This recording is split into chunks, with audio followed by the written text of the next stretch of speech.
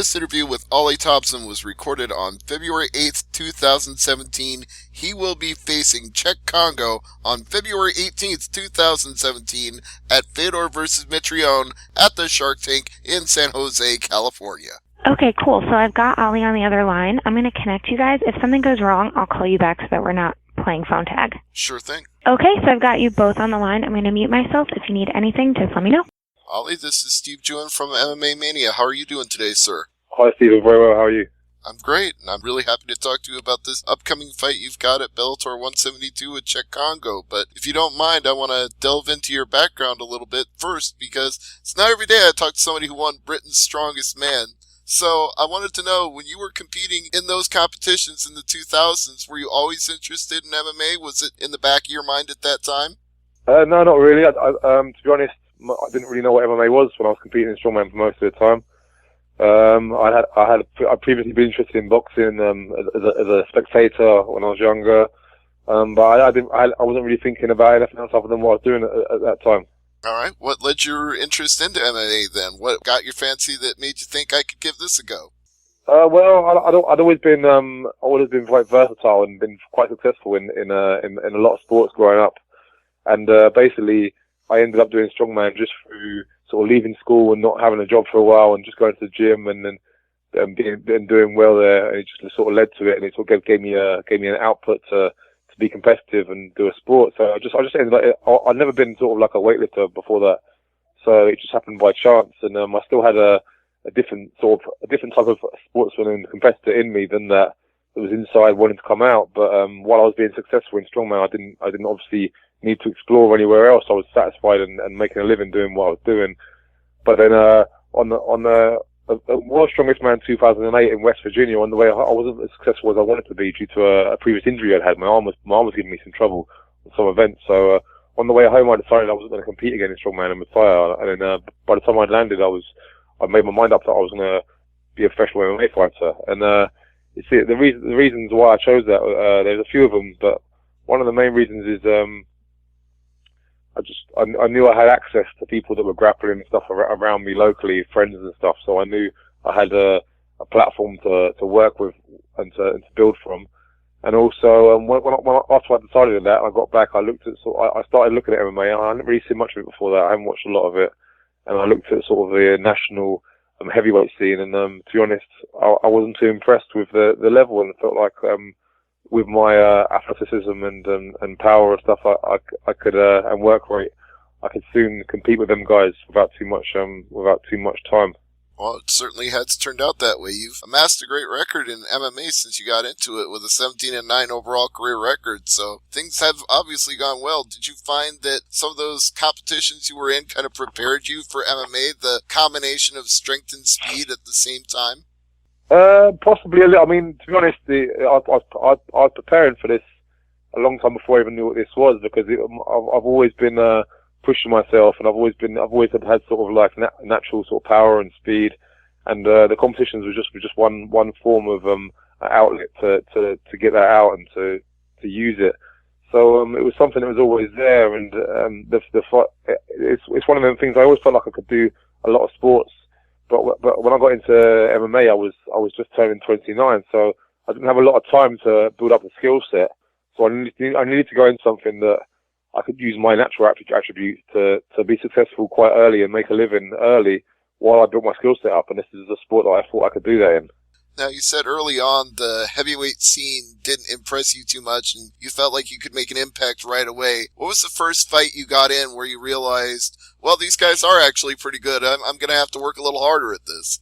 Well, I'll tell you what. Not so much pretty good. The first fight I got into, I think the guy I was fighting was, I mean, I'd only started training 1 month previous, doing a little bit of grappling. So maybe I needed to get my ego in check a little bit, because I felt like I could beat anybody even then.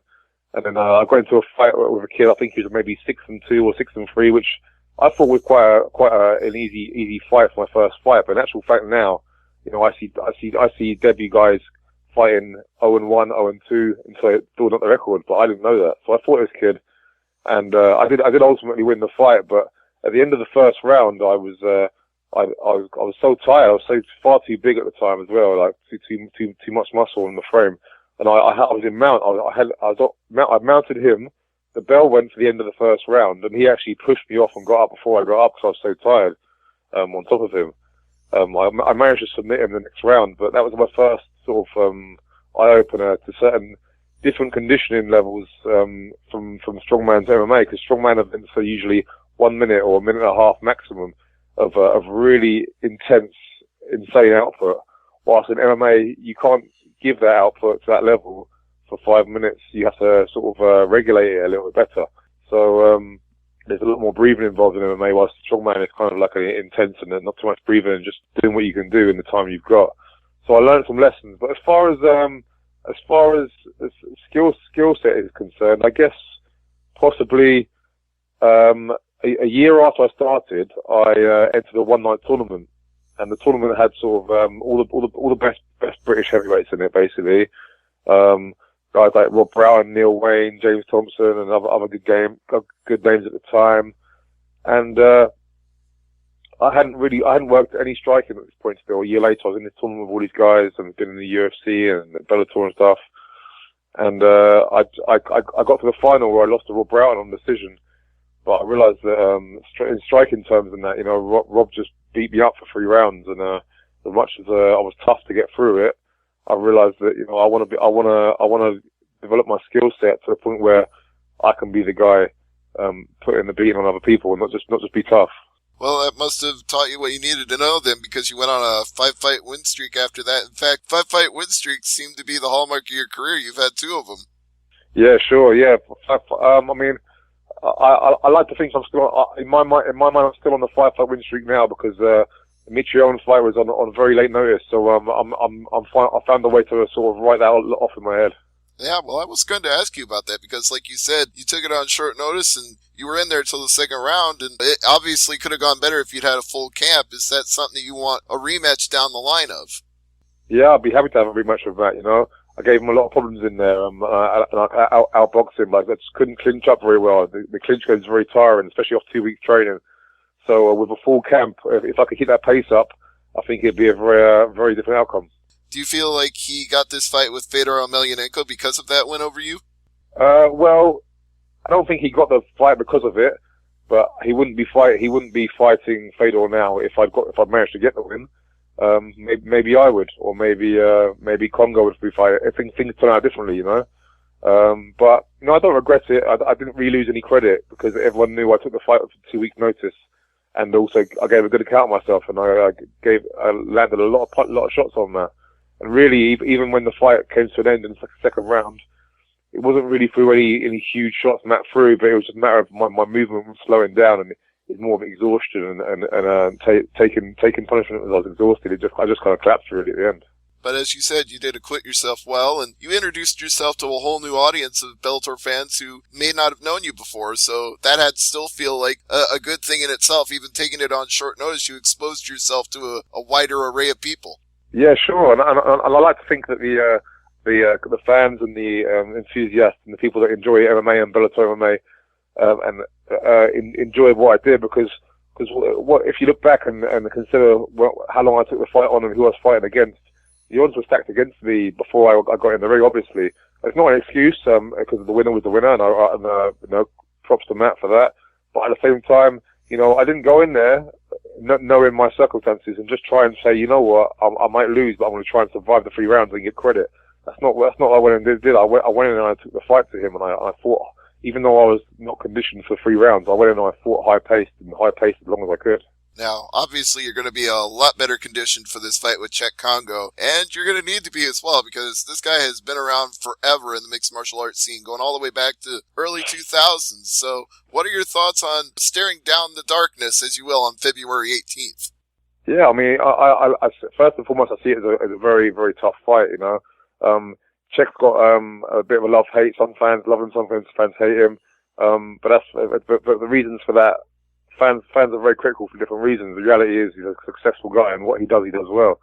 Whether they like it or not, he wins fights. His record in Bellator MMA is really good. I think it's like 6-2, and he's lost 2 decisions. So he has good form.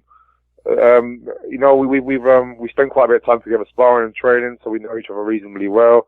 So that makes it even more interesting. Does that actually cause a little bit of conflict in your desire to win when you actually know the guy personally like that? No, it doesn't cause any conflict in my desire to win, no. So at the end of the day, even if you know him, even if you like him, you still got to go out there and put a beating on him. Yeah, it depends. I guess these situations where people know each other, like, I guess it depends on what sort of fighter and person you are and what motivates you and when you do what you do.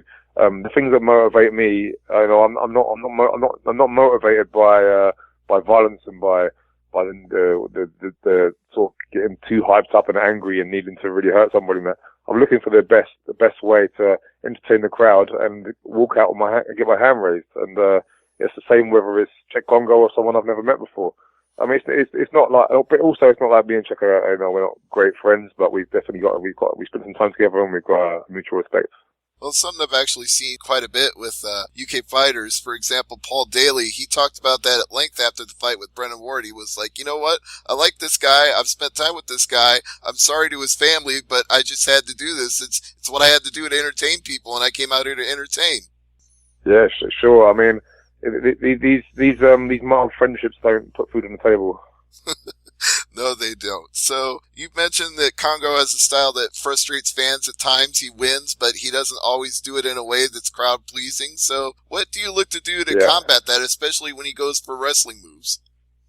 I don't believe he's an amazing wrestler, but there's certain things he does are quite awkward. He's tall, he's quite long and thin. He uses a Greco sort of clinch against the wall, try and stall, try and frustrate you. And if you get a little bit lazy, he likes to drop down for that double leg. It's not too scientific. It's quite simple, but he catches guys with it, and lots of it. He catches good guys with it. So it's worth paying attention to. And also, he likes to slow the fight down, and then once you slow down, he'll just pick his moments, and he just sort of steals rounds. He's very good at stealing rounds. I guess that's a good fight IQ, and something I've never really tried to do is to win rounds. But it's something that possibly I need to be more aware of in the fights, and certainly in this fight, because that's kind of how it can play out if you don't get the fight to take place the way you have planned it to. Now, have you visualized in your head a way that you'd like to finish? Would you prefer to lock on a submission, or would a knockout be fun? Or, you've got about an even number of each in your career, so I don't know which one you prefer. Yeah, I mean, to be honest, I'm looking to, I find anything that stops the fight before the final bell and the final round is exciting, and the earlier it is, the more exciting it is. But at the same time, I'm well aware of different fighter styles and what sort of fights they make. And Kongo can come in for a sort of long grinding fight and we'll try and slow it down. But I can promise the fans that I don't fight slow. I don't wait too long. I don't train my conditioning as hard as I do, just to take a steady pace through the fight and let less conditioned fighters enjoy the fight. They should be enjoying the fight a lot less than I am. This card, as I've already mentioned, Fedor Emelianenko and Matt Mitrione on top. Having fought Matt and knowing what he's capable of, what do you think he's going to do in there with a heavyweight legend like the last Emperor? I think that he will need to be on top of his game. I think he will need to be better than the Matt that faced me in London. That's because I landed on him lots with very small preparation to his style and conditioning, and I'm pretty sure someone of Fedor's caliber will also be looking to land them shots. And if he keeps landing them sorts of shots and one hits the right spot, it could be over at any time. But Matt's a big guy; he's a lot bigger than Fedor, and if he can sort of hang in there and get success and take advantage of some holes that seem to have appeared in Fedor's game in the last few fights, then it's a 50-50 fight at this moment in time. But as a spectator, what's exciting is they're both big swingers, but they've also both got very solid chins. So we might see a fairly long bit of battle in there, which would be a lot of fun. Like you said, a quick knockout or an early submission is always exciting, but when you've got a big guy like Matt and a big legend like Fedor in there, people are going to stay, whether it's 5 minutes or 15 minutes. They'll want the whole thing. Yeah, sure. I mean, I'd love to get a a quick submission, then go and get a chair and wait and see who wins. And maybe I can jump in there and challenge them for a fight sometime soon. You know, that's exactly what I was thinking. With a win over Cheick Kongo, you could be right there at ringside, and then when the winner of the main event is announced, you could step in the ring and issue a proclamation saying, hey, I want the winner. Yeah, don't be surprised if it happens. Don't be surprised.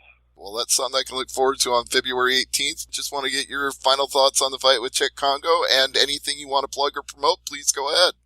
Yeah, just thanks to all my team, First Generation, Kinshiro, Muay Thai. Lots of sponsors have come together to really help me, and locally in the Eastbourne, Brighton area. So I'm really grateful of that. I'm really excited to come out. You know, for the fans, tune in or buy a ticket, come and see the fight. I can guarantee you, I can promise you excitement. I can promise you lively, fast, energetic style, and I'm going to be looking for a finish. I'm just really happy and proud to win this card, and I can't wait to hit San Jose on Monday. Right. Well, we're looking forward to seeing you February 18th in San Jose at the Shark Tank, as they like to call the SAP Center. It's going to be an exciting fight between Cheick Kongo and Oli Thompson. We're looking forward to that bout, and thank you so much for the time today, Oli. I really appreciate it. Pleasure. Nice talking to you.